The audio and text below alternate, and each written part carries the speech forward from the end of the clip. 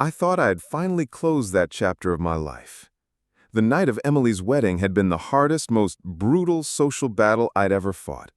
I walked out of that banquet hall leaving a trail of whispers behind me, my dignity intact, and my head held high. Justin had been exposed for the arrogant man he really was. Emily had seen him crumble before 200 wedding guests. I thought that night would change everything. But I was wrong. For a few weeks, things were quiet. Emily and I had brief, careful phone conversations, polite but distant. She said Justin was working on himself, that therapy had been suggested, that things were complicated right now. I didn't push her. I figured time would do its work, and eventually my daughter would see the truth about the man she had married. Then, on a chilly October morning, everything changed. I woke up to find an envelope shoved under my front door. No stamp, no address, just my name written in messy black marker. I felt a prickle of unease before I even opened it. Inside were photographs. Not just any photographs. These were private, family moments. Me holding Emily as a baby, me at her graduation, me blowing out candles on my 50th birthday. Dozens of them, printed on glossy paper. And on the back of each photo, a single word, written in thick, black ink. Thief. I stared at the pile of photos, my stomach turning. My first thought was that someone had broken into my house to get them. But I checked my cabinets, my old albums. Everything was still there. This wasn't a burglary. This was a message. Over the next few days, it escalated. Someone keyed my car in the grocery store parking lot. Someone left a dead bouquet of roses on my porch, blackened, wilted, tied with a blood-red ribbon. And then, just when I thought it couldn't get worse, my assistant called me one morning, panicked. She said, "Sir, you need to check your email." Someone had sent anonymous messages to every member of my company's board of directors. They accused me of fraud, of insider trading, of embezzlement. All of it lies, but lies with enough fake documentation attached to raise eyebrows. The board called an emergency meeting.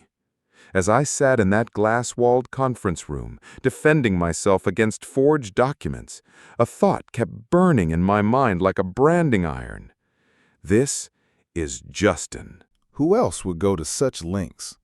Who else had a grudge big enough, petty enough, to do this? That night, I stood in my driveway staring at the deep scratches running across the side of my Camry. Under my windshield wiper was a final note, scrawled on cheap paper, words carved deep into the page like whoever wrote it had been gripping the pen hard enough to break it. "You humiliated me. This isn't over." I stood there in the cold, the note crumpled in my fist, and for the first time in months, I felt the old fire burning in my chest, the fire that had built my business empire, that had taught me to fight smarter, not louder. Justin wanted war. He had no idea who he was dealing with. And this time, I wasn't going to play defense. When someone declares war on you quietly, it's far more dangerous than when they do it loudly. The next 2 weeks felt like living under siege. Emails kept coming, different accounts, different fake names, all trying to chip away at my reputation. Some claimed I was laundering money through Stone Industries. Others accused me of bribing local officials. Each message had just enough proof attached to make them look credible to someone who didn't know better. And it was working. At the next board meeting, I noticed the subtle shift in the room. My partners looked at me with careful expressions, their words measured. One even suggested temporarily stepping back until the accusations could be sorted out. I didn't step back. I didn't flinch, but inside I was boiling. This wasn't just about me anymore. This was about the company I had built from nothing, the employees who depended on me. If Justin thought he could push me out of my own empire, he had underestimated me. The harassment didn't stop there. One night I woke up at 2 a.m. to the sound of my doorbell ringing. When I opened the door, there was no one there, just a box sitting on my porch. Inside, a shattered champagne flute and a note. Remember the wedding. This is just the beginning. I didn't sleep for the rest of the night. But fear wasn't the only thing keeping me awake. I was thinking, planning, strategizing. The next morning, I called in a favor from a friend who worked in cybersecurity. We traced the emails. Surprise, surprise. The IP addresses linked back to a condo owned by the Whitmore family. I almost smiled, but I knew better than to strike too soon. Men like Justin were dangerous when cornered. I needed leverage, something so undeniable, so devastating, that even Robert and Margaret couldn't shield him from the fallout. The answer came unexpectedly. One of my accountants called me about unusual transactions coming from a company partially owned by the Whitmore family. Large sums of money were being moved offshore. Millions. The accountant was worried it might trigger an IRS audit. My mind clicked into place. Justin wasn't just harassing me. He was stealing. Stealing from his own family. And if I could prove it, I wouldn't just end his petty middle revenge campaign. I'd end his career, his reputation, maybe even his marriage. That night, I drove past the Whitmore estate just to see it again, to remind myself what was at stake. Lights were on in the upstairs windows. Somewhere in there, Justin was probably congratulating himself, thinking he had me pinned against the wall. I gripped the steering wheel tighter. No. He didn't have me pinned. He had just given me the weapon I needed to destroy him. When I got home, I poured myself a glass of water, sat at my kitchen table, and made a phone call I hadn't made in years. "Victor Hale," a deep voice answered on the other end after 2 rings. "Victor," I said, slowly, my voice calm but carrying the weight of everything I'd endured in the past month. "I need a favor." There was silence for a beat, then a low chuckle. "I was wondering when you'd call me again, Stone. Tell me, who are we going after?" I stared at the crumpled note on my counter, the one that said, "This isn't over." "His name," I said, letting the words hang in the air like a verdict, "is Justin Whitmore." And with that, the quiet war became something else entirely. Some men fight with fists. Some fight with words. Victor Hale fought with information, and he never lost. By sunrise, Victor had already set things in motion. He wasn't the type to ask for permission twice. "Give me 72 hours, he said, over the phone, his voice low and amused, as if he were looking forward to the hunt. Victor had been my business partner a lifetime ago, before he took his talent for digging up secrets and turned it into an empire of his own. People whispered about him in boardrooms. CEOs feared him. If you were dirty, Victor could find it. And Justin Whitmore was dirty. 3 days later, Victor sent me an encrypted file. I sat at my desk, heart thudding as I opened it. It was all there. Wire transfers from the Whitmore family business account to offshore banks, fake shell companies, payments disguised as consulting fees, a paper trail so sloppy it was almost laughable, except millions of dollars were gone. And there, in black and white, was Justin's name on the authorizations. Victor called me as I scrolled through the evidence. "He's been bleeding them dry for months," Victor said. "And guess where the money went? Luxury cars, private parties, and get this, a down payment on a property in Miami that isn't even in his wife's name."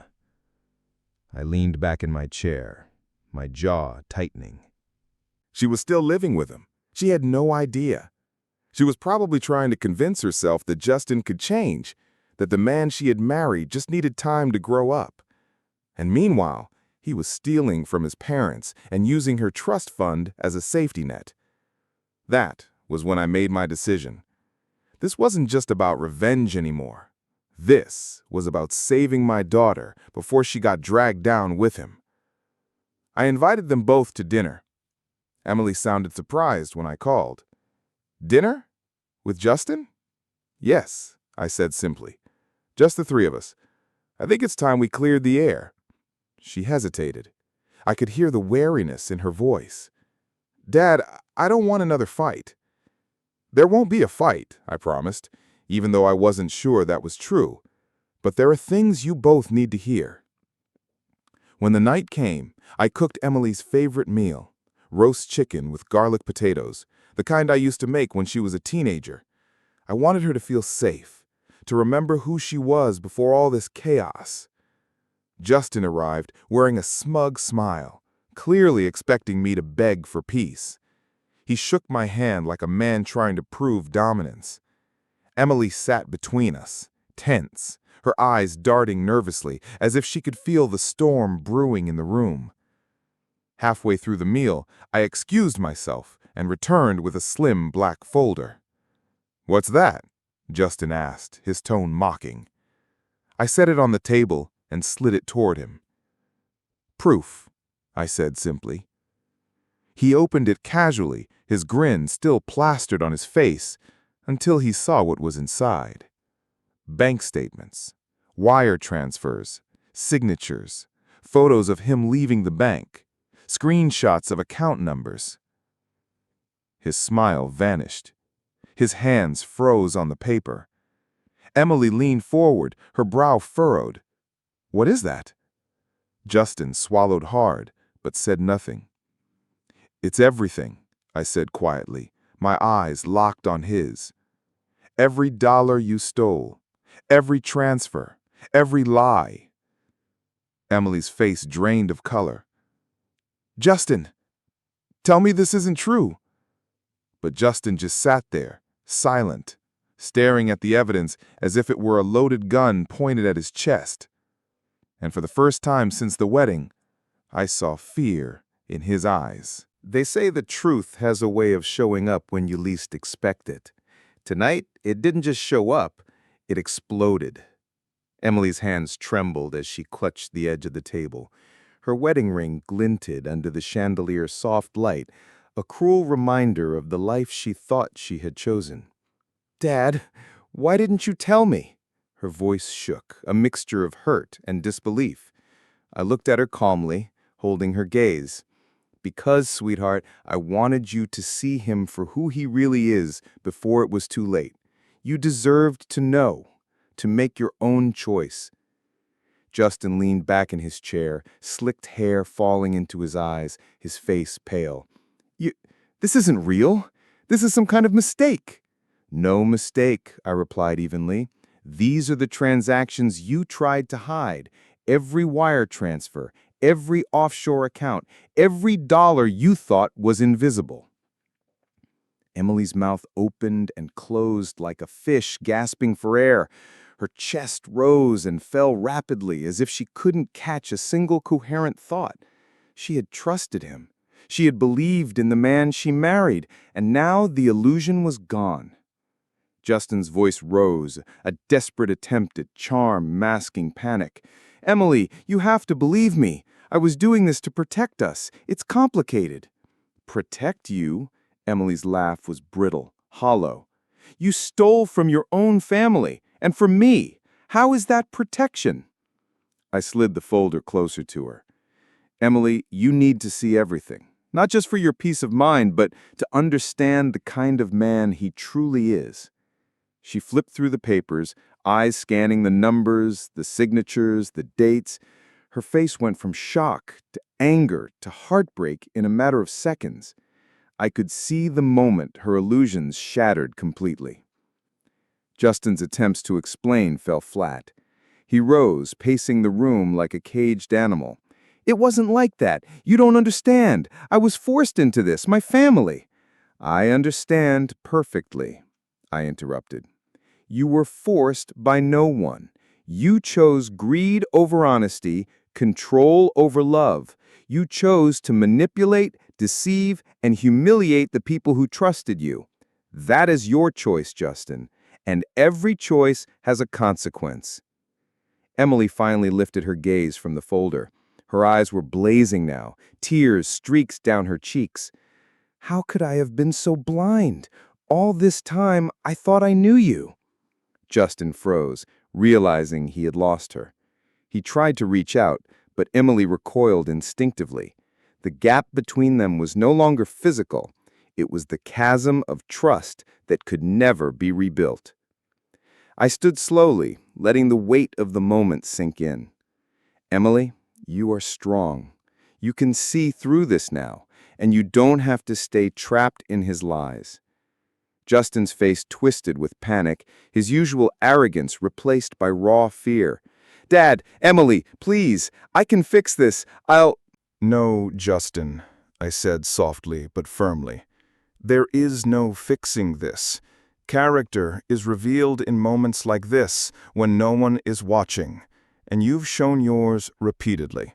Money doesn't change that. It only highlights it.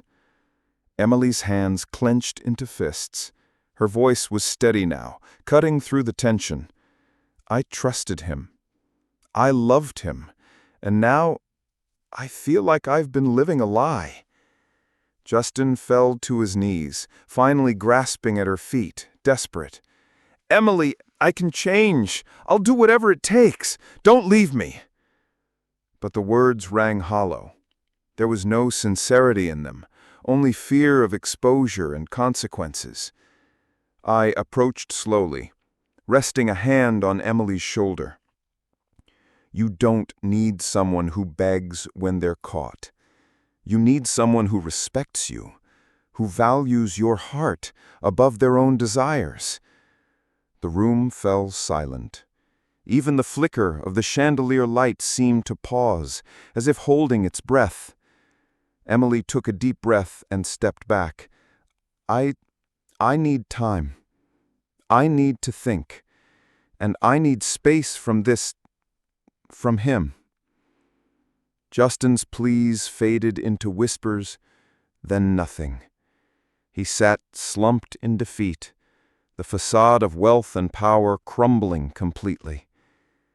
I approached her slowly, resting a hand on her shoulder.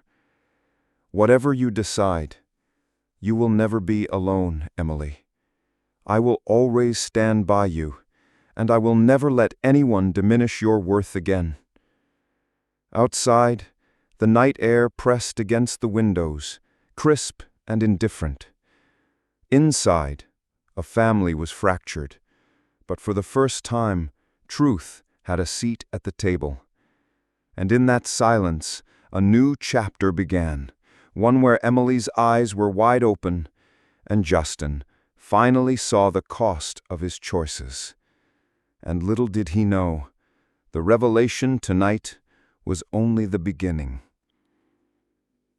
No one ever expects the quietest moment to become the loudest truth. Tonight, that moment had arrived, and it would change everything. Emily stood alone in the grand reception hall, her wedding dress cascading around her like spilled moonlight. Guests whispered nervously at the edges of the room, sensing the tension, though none could guess the storm brewing behind her calm facade. Justin, still slumped in his chair, avoided her gaze as if sheer will could erase the humiliation from the past hour. But Emily wasn't the same naive bride who had walked down the aisle mere hours ago. The man she thought she loved had been unmasked, and for the first time, she truly saw him.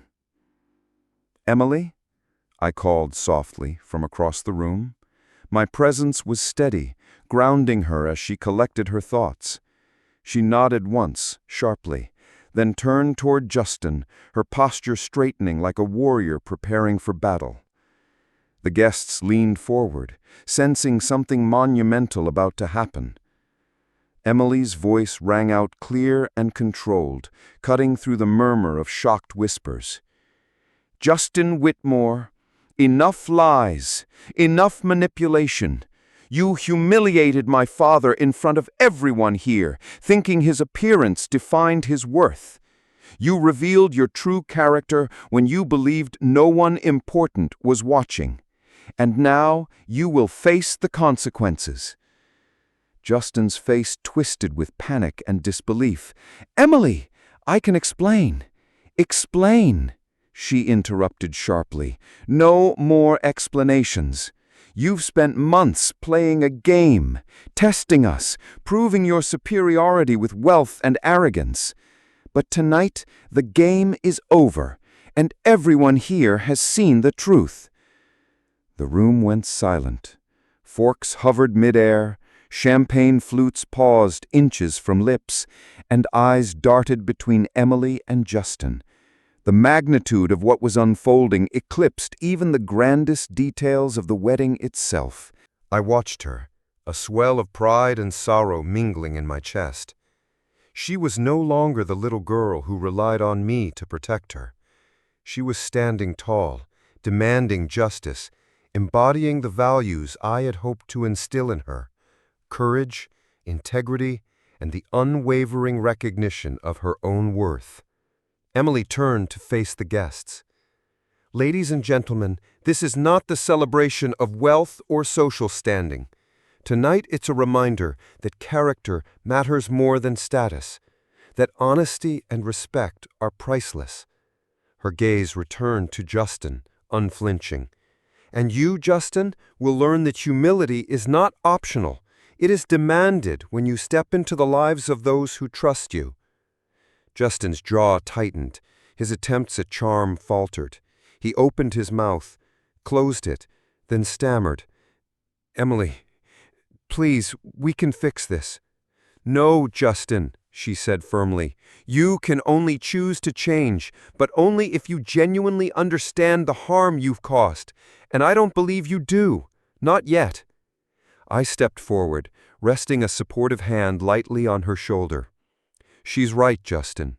Respect and integrity aren't lessons learned overnight, and apologies without understanding are worthless." At that moment, the guests' phones came alive. Social media and news outlets had begun broadcasting the scandal in real time. Screens flashed with images of me, the modest man, the unassuming father, revealed as the billionaire behind Stone Industries. Justin's humiliation, once private, was now public. Gasps and murmurs echoed across the room. Even his own friends exchanged bewildered glances. Margaret Whitmore's composed veneer cracked for just a moment, a flicker of shock crossing her perfectly made-up face. Robert's calculated calm faltered as he realized the magnitude of the social earthquake in their midst. Emily turned back to Justin, her voice softer now, tinged with sadness.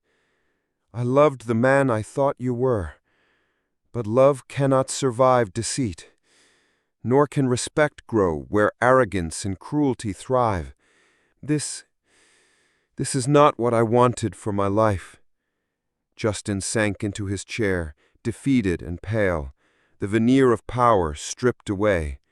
For the first time he was vulnerable, utterly exposed. No money, no influence, no charm could mask the truth of his character. Emily took a step toward me, her hand finding mine.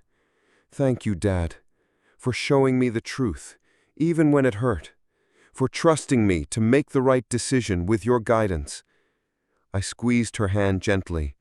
"You already made it, Emily. You are stronger than you know. And now, so is your future." The room was silent, but the energy had shifted irreversibly. Justin's empire of arrogance had crumbled in hours, and Emily had reclaimed her power, standing tall in her own right. This wasn't just a wedding. It was a reckoning, a lesson to everyone watching. The true wealth lies not in money, but in character, integrity, and the courage to stand up for oneself. And as the first stars glimmered over Bloomington, Emily knew that she would never again be blinded by illusion. Tonight, she had not just survived her wedding, she had transformed it into a statement, a warning, and a liberation all at once. But little did anyone suspect, the storm was far from over. No one ever expects a wedding to end in revelation. Tonight, it did. The reception hall had quieted to a tense murmur. Emily stood beside me, a mix of pride and hurt etched into her delicate features. Justin's attempts to regain composure had failed, his confidence shattered by the exposure of his true self. But even as relief and vindication coursed through me, a shadow of doubt lingered. Could Emily forgive the months of lies, the subtle betrayals, and the cruel games her new husband had played? Suddenly, a hush fell over the crowd. Margaret Whitmore, ever poised, stepped forward, her eyes scanning the room like a general assessing a battlefield. She paused at our table, a faint, almost imperceptible tremor in her hand betraying her outward composure. "Mr. Stone," she said quietly, though her voice carried to everyone within earshot, "I think there's more to discuss." Everyone turned, curiosity piqued. Even Justin raised his head, sensing the shift in his mother's tone. Margaret fixed her gaze on me. "You've revealed yourself, yes, but you've also exposed weaknesses in our family that we need to confront, and I intend to do just that." A murmur ran through the room. Guests exchanged glances, their whispers a blend of intrigue and awe. This wasn't just a wedding anymore.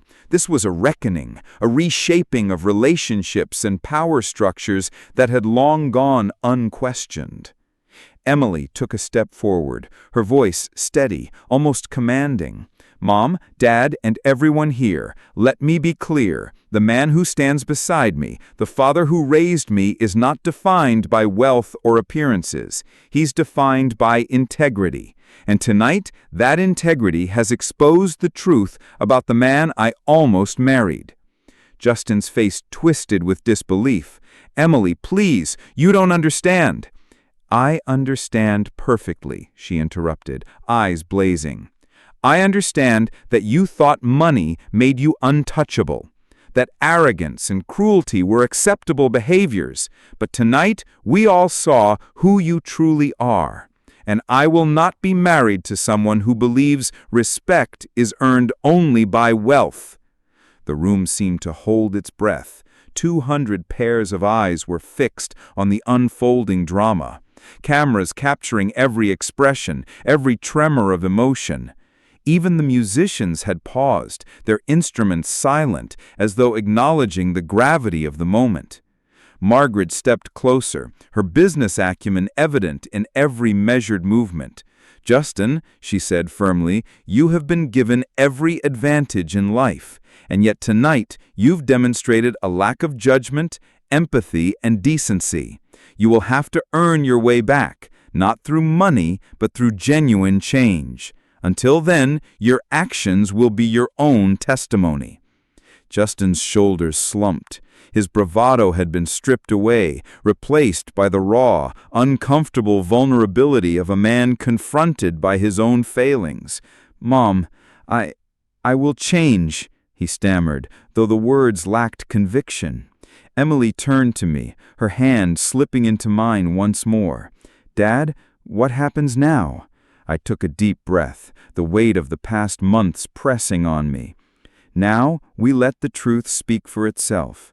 You've made your choices, Emily, and I will always respect and protect you. Justin will have to decide if he can truly become the man you need him to be, or if this is where the chapter ends." The room was silent, yet electric with tension.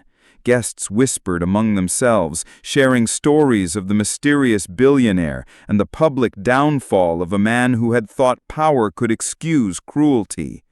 Even Margaret Whitmore nodded subtly, her sharp mind already calculating how this revelation would reshape the family's legacy and their public image.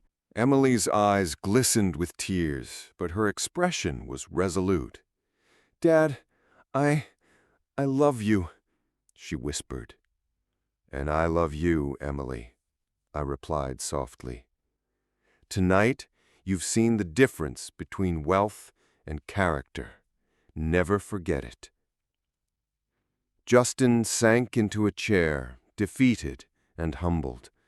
He had been exposed not by chance, but by the deliberate patience of a man who valued principles over appearances. The lesson was stark. True power was not inherited. It was demonstrated through respect, honesty, and courage. As we stepped out into the crisp September night, the stars twinkling overhead like silent witnesses, I felt a weight lift from my shoulders. Emily had reclaimed her strength. The Whitmore empire had been reminded that character is more potent than currency. And I, finally, could exist in the world without pretending, without hiding the truth of who I am.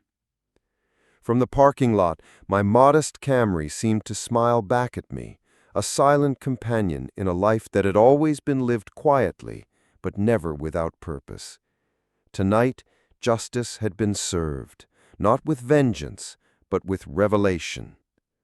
And as I drove away, leaving the grandeur of the hall behind, one thought lingered. The world often waits for the right moment to reveal the truth. And when it does, nothing, not wealth, not power, not pretense, can stop it from shining. The stars above Bloomington twinkled with quiet satisfaction, and for the first time in months, I allowed myself to smile. The story wasn't over, not for Emily, not for me, but tonight the lies had been stripped away, and the truth had finally found its voice.